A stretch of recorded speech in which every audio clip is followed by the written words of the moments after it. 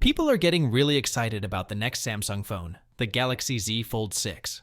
We're hoping for some big improvements in this new model. Here's what we know so far. According to an insider, Ross Young, the Z Fold 6 will have even bigger screens than before. This is a response to a common issue with the previous Galaxy Z Flip. The new phone is rumored to have a larger 3.9-inch cover screen, and Samsung is aiming to make it more user-friendly for everyday tasks, based on feedback from users. There's a report from a reliable South Korean media outlet, ELC, that says Samsung is trying to learn from Chinese phone makers to make their foldable phones slimmer. They want to apply these lessons to both the Z Fold 6 and Flip 6, making them more attractive with sleek and lightweight designs.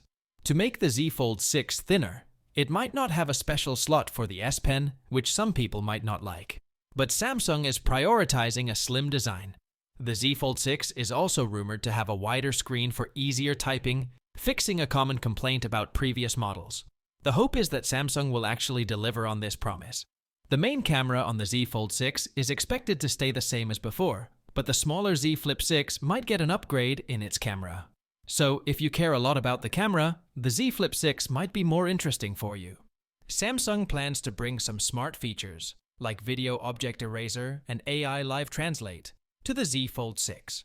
These features aim to make the phone more innovative and enjoyable to use. One thing that was rumored for the previous model, the Z Fold 5, but didn't happen, is a dust-resistant rating. This time, Samsung seems committed to making the Z Fold 6 better at resisting dust, which is good for durability.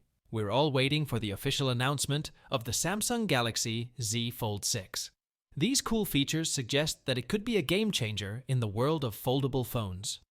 Keep an eye out for updates, and make sure to subscribe for the latest news on this exciting device. Thanks for watching, and see you in the next video.